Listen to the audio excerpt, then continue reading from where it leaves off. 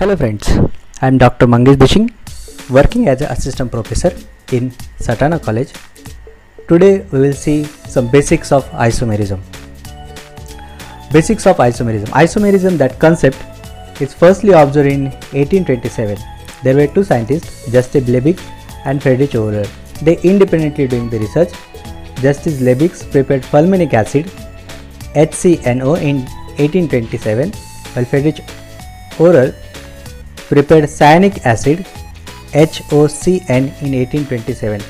These are the structures of that compound, but in that age the structures were not known. So molecular formula were same for these two compounds. Liebig prepared silver fulminate from the fulminic acid, that was the explosive, while Euler prepared silver cyanate from the cyanic acid, but that was not explosive.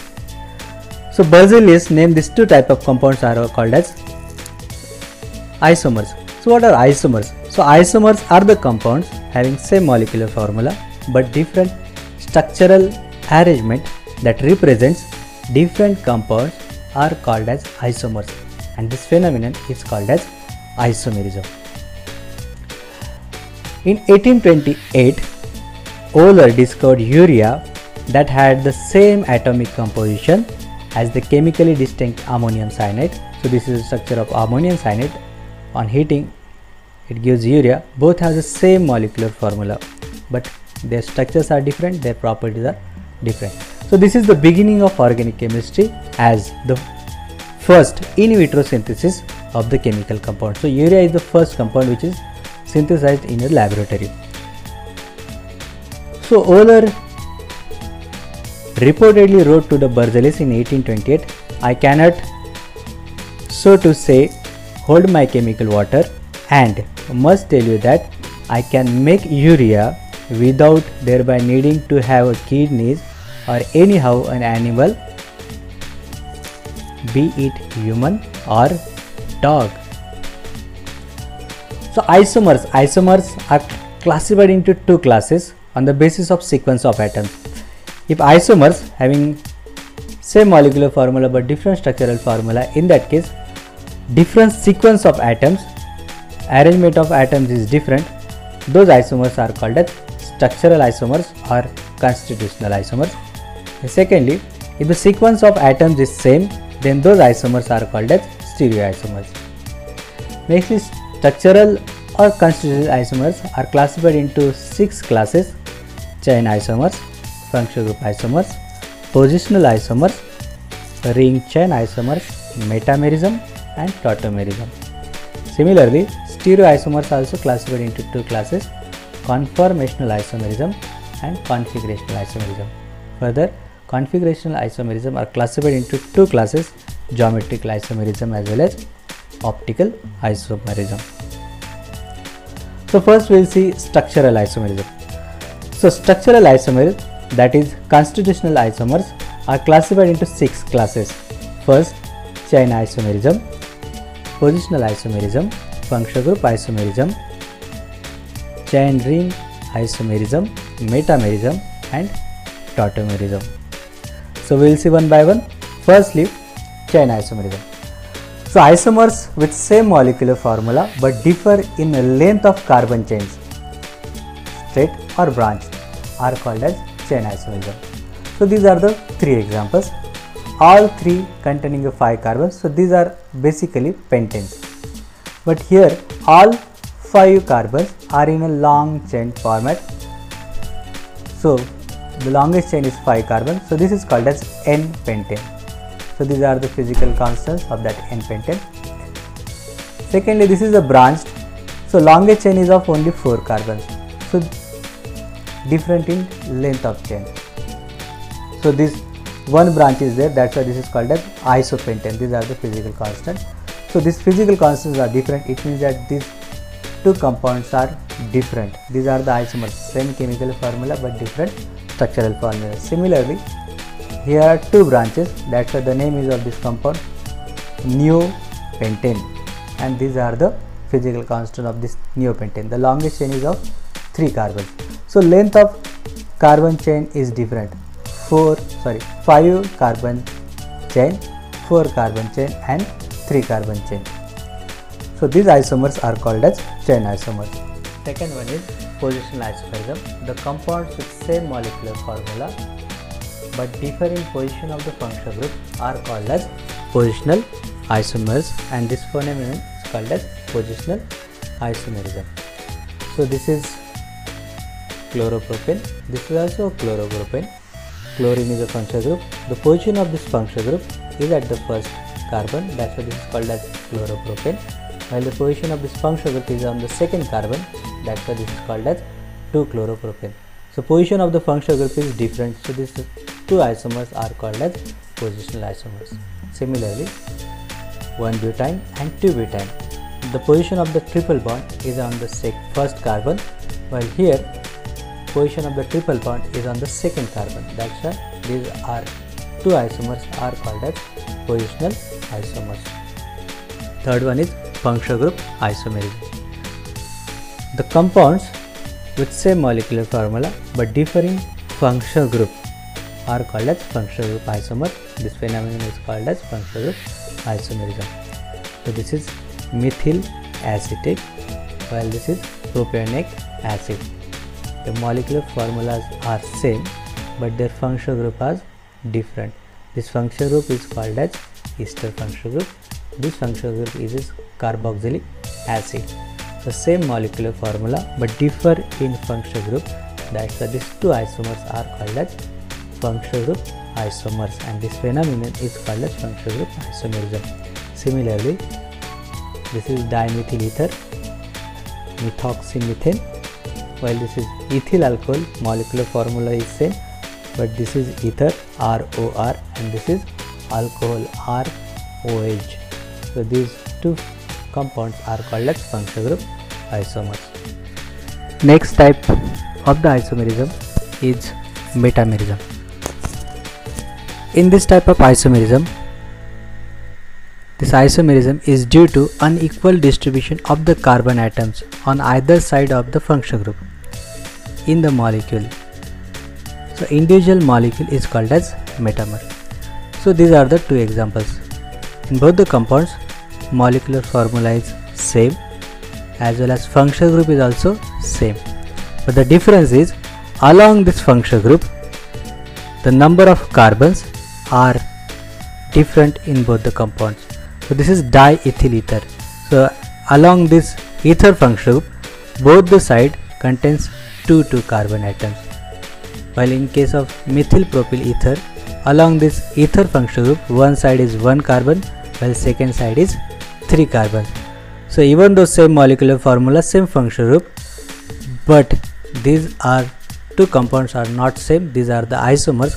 These isomers are called as metamers, and this isomerism is called as metamerism. This is the second example, ethyl ethanoate and methyl propanoate. So functional group is same, that is ester, but along this ester different number of carbons on the both side.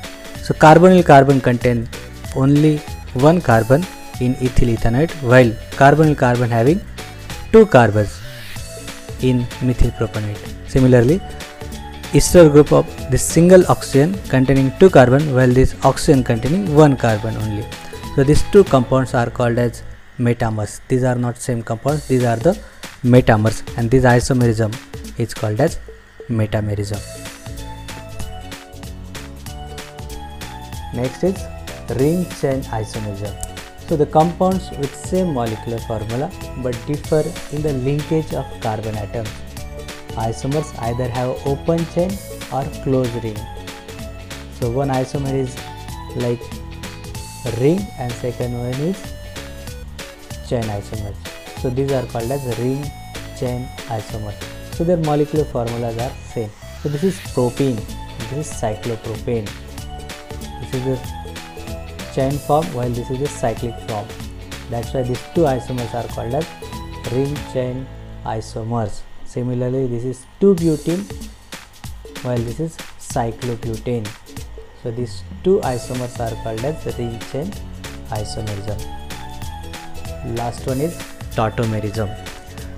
So the isomers which are interconvertible and coexist with each other at equilibrium are called as tautomers, and this phenomenon is called as tautomerism. So this is somewhat different because these are interconvertible isomers. Suppose this is enol form, enol, en, double bond, all, alcohol. So in this case, these enol are quite unstable in alkaline conditions. So this proton is transferred from oxygen to carbon, and this sigma electrons goes over here. This pi bond forms the sigma bond between carbon and hydrogen. So this enol form is converted into keto form. So both are interconvertible isomers. So these interconvertible isomers are called as tautomers, and this phenomenon is called as tautomerism. Similarly, this is pyridinone. This is keto form, while this is pyridinol. This is alcohol form. So these are interconvertible isomers. They are coexist with each other. You cannot separate from each other because they are easily converted from one form to another form at the equilibrium. So these two types of isomers are called as tautomers, while this phenomenon of interconversion of the isomers is called as tautomerism. Now second class of the isomers is called as stereoisomers. The isomers having same molecular formula but different arrangement of atoms or a group of atoms in a space are called as stereoisomers. In this case, the sequence or linkage of the atoms is same. In case of structural or constitutional isomerism, the sequence or linkage of the atom is different, while in case of stereoisomerism, sequence or linkage of the atoms is same. This is the difference between constitutional isomerism and stereoisomerism. Stereoisomers mainly classified into two classes. First one is conformational isomerism and second one is configurational isomerism. We'll see one by one. First one is conformational isomerism. The stereoisomers which can be converted rapidly at room temperature without any bond breaking, those isomers are called as conformers, and this phenomenon is called as conformational. Means these conformational isomers are also interconvertible isomers but without any bond breaking processes. Those isomers are called as conformational isomers. These conformational isomers also highly interconvertible. Such isomers cannot be separated from each other. Simply a different arrangement of atoms that can be converted into one another by rotation of the carbon-carbon single bond are called as conformers, and this isomerism is called as conformational isomerism.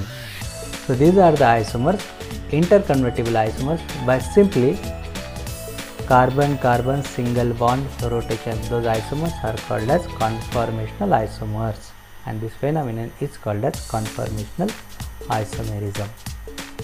Second class is configurational isomerism.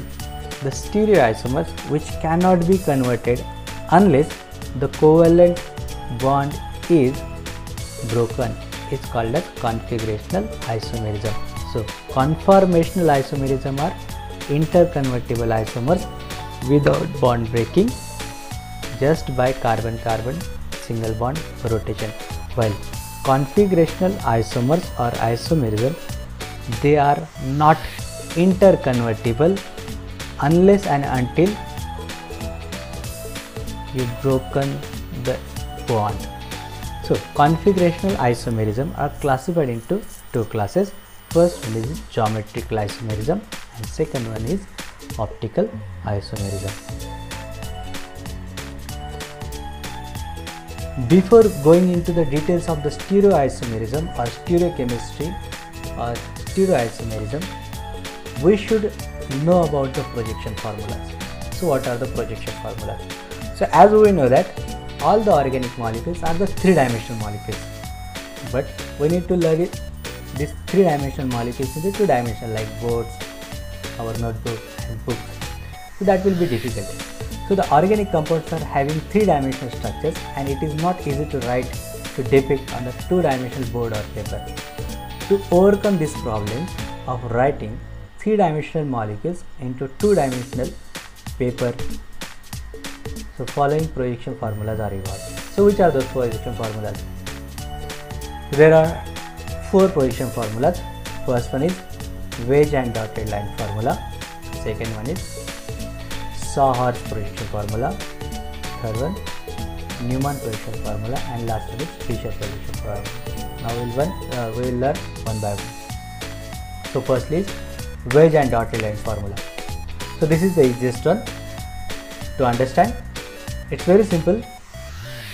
So this is the three-dimensional molecule ethane, carbon, and these three hydrogens, carbon and these three hydrogens. So at a moment, if this is the sp3 carbon, so it has a 4 bonds, tetrahedral geometry. So at a moment, 2 bonds are in a plane. One bond will be above the plane and second bond is below the plane. So how to write this structure? The bonds which lie in the plane of the paper are indicated by the normal line. Suppose these 2 bonds are in the plane, so that can be shown by the simple line like this. The bonds projecting outward and towards the observer or above the plane, those represented by the wedge or thick line bond. So these bonds are towards the observer or above the plane. This is the bond towards the observer or above the plane. So that can be shown by the thick line or wedge bonds. While the bonds which are away from the observer or below the plane, that can be shown with the dotted line. The bond projecting away from the observer or below the plane, that is represented by the dotted line. So very simple. The bonds which are in a plane by simple line, the bonds above the plane or towards the observer by the thick line, the bonds which are below the plane or away from the observer by the dotted line. So this is called as wedge and dotted line formula. Second one is Sawhorse projection formula. So in Sawhorse projection formula, the bond between carbons is diagonally, implying that it runs downwards through the plane of the paper and it is slightly elongated. So the main carbon chain we have to write in a tilted line, that is diagonally line. The substituent of each carbon are then projected on the plane of the paper, making an angle 120 with each other. So this is the carbon-carbon bond, and this carbon has 3 hydrogens. So these 3 hydrogens we have to write in a simple line projecting from this carbon and making an angle 120 to each other. So similarly from the back carbon also, these are the 3 hydrogens we have to write in a simple line but making an angle 120 with each other. So there are 2 possibilities, one is staggered conformation, one is eclipse conformation. So what is the difference? If these 2 bonds are parallel to each other, suppose these hydrogens are parallel to each other, this hydrogen parallel to each other, this hydrogen are parallel to each other. If all bonds are parallel, so this conformation is called as eclipse conformation. While in staggered conformation, so any deviation from this eclipse conformation is called as staggered conformation. So simply is that one. But all these hydrogens are maximum away from each other, those structures are called as staggered conformation. Now very important is Newman projection formula. This is the third projection formula. So for example CH3CH3, that is the ethane molecule. So there are 2 carbons. Now the molecule is viewed along the carbon-carbon single bond axis, keeping one carbon atom in front of us. So in this case, we have to see a molecule along the bond. Means you can see one carbon, front carbon, while rear carbon you cannot see because that is in one line. So how to write? So whatever the front carbon, that is written, so front carbon by the circle point, and remaining 3 bonds drawn up to center from the circle point, making an angle 120 to each other. So this center is considered as a front carbon, while 3 bonds of this carbon we have to write in a simple lines from the center, making an angle 120 to each other. So this is the front carbon, and these are the 3 hydrogens of the front carbon. Now rear carbon atom is exactly behind of the front carbon. So we are seeing the molecule along the bond. So this is the front carbon and one carbon will be the behind. So that is called as rear carbon atom, is exactly behind the front carbon and represented by the circle. So that rear carbon is represented by the circle, and the remaining 3 bonds drawn up to edge or periphery of the circle. So remaining 3 bonds, 3 hydrogens, we have to write simple lines up to the periphery of that circle, making an angle 120 to each other. So angle of these 2 bonds is 120. So by combining these 2 structures, this is the front carbon and this is the rear carbon.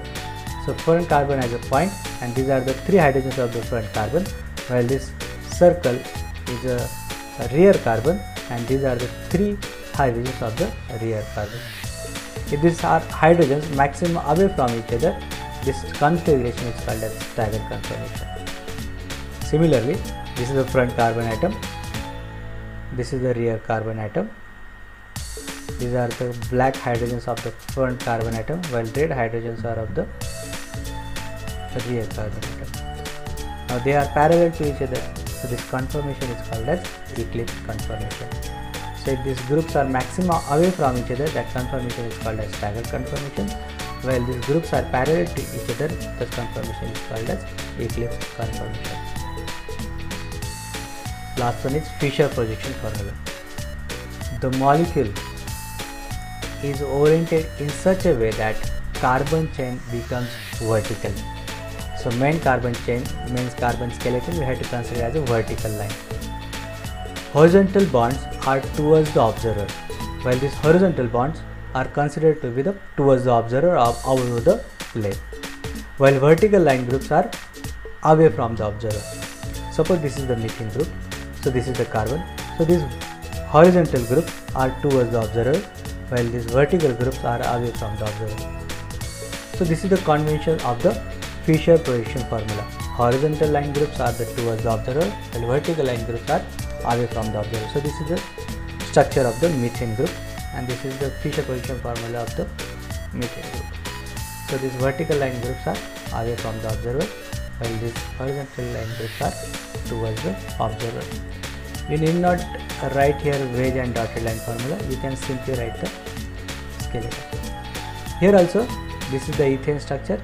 So these 2 bonds, horizontal bonds, are towards the observer, and this is the skeleton, vertical line, main skeleton is vertical line, and these 2 hydrogens are on the vertical line, so that is considered as a away from the observer or below the plane. So this is called as Fischer projection formula. So this is, you have to remember that this is the incorrect representation of the Fischer projection formula. In Fischer projection formula, horizontal line groups must be towards the observer, while vertical line groups must be away from the observer.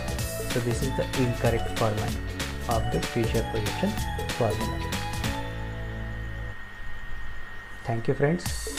Thank you for the listening.